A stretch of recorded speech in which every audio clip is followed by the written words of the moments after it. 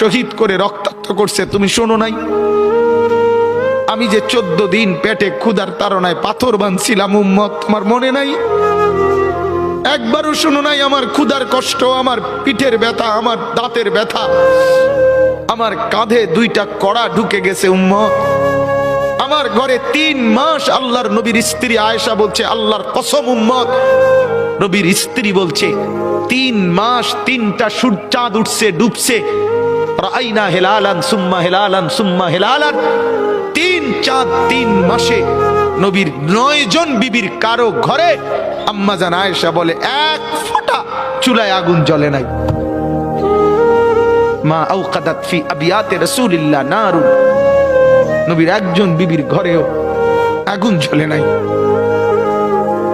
আল্লাহর নবীর স্ত্রী আয়েশা একদিন বলছিল নবীকে পিঠে হাত বুলাইয়া, ইয়া রাসূলুল্লাহ, স্বামী আপনার পিঠ ছিদ্র ছিদ্র কেন? পুরা পিঠ চালনির মতো ছিদ্র ছিদ্র কেন? আপনার কি ছোটবেলায় বসন্ত রোগ হয়েছিল, গোটা হয়েছিল?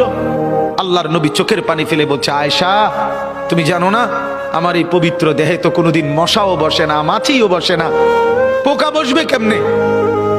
আমার পবিত্র দেহে তো হাঁটলে মেশকের ঘ্রাণ বের হয়, আমার পেশাব পায়খানাও তো কোনোদিন জমিনের উপরে 1 সেকেন্ড থাকে না, মাটি ফাঁক করে ভেতরে নিয়ে যায়, সেই আমার গায়ে গোটা হবে কেন? আয়েশা এগুলো আমার তায়েফের পাথরের আঘাতের রক্তের দাগ।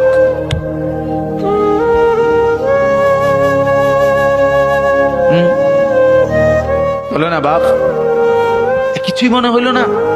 এভাবে ভুলে গেলেন? ভুলে গেলেন রাসূলুল্লাহ সাল্লাল্লাহু আলাইহি সাল্লামকে একবারও মনে হলো না? আল্লাহকে ভালোবাসেন, নবীকে ভালোবাসেন, আখিরাত চিনেন?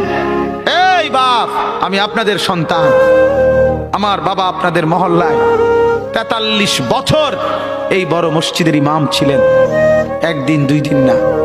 আমি এই মাটিতে বড় হওয়া ছেলে, এই প্রাইমারি স্কুলের ছেলে, এখানেই বড় হয়েছি। এরা সব আমার আপনজন। আমি আমার আপনজনদেরকে শক্ত করে বললাম, আমি যদি কারো ভাতিজা হই আপনি আমার চাচা, আমি চাই আমার চাচা যেন হয় জান্নাতি। আমি যদি কারো নাতি হই আপনি আমার দাদা, আমি চাই আমার দাদা যেন হয় জান্নাতি। আমি যদি কারো ভাই হই বন্ধু, তো আমি চাই ভাই 2 ভাই মিলে একসাথে হই জান্নাতি। আল্লাহ তোমাকেও তৌফিক দেন, আমাকেও তৌফিক দেন। দোয়া করি বাপ, দোয়াও চাই। জিন্দগি বদলান যুবক, জিন্দগি বদলাও। দিবা নিশির ফিকির আমার, জিন্দগি চেঞ্জ করেন, জীবন চেঞ্জ করেন। ফজরের নামাজে অভ্যস্ত হন। আল্লাহর কসম বন্ধু, ফজরের নামাজ যে পড়বে না সে ইমাম মাহাদিকে খুঁজে পাবে না।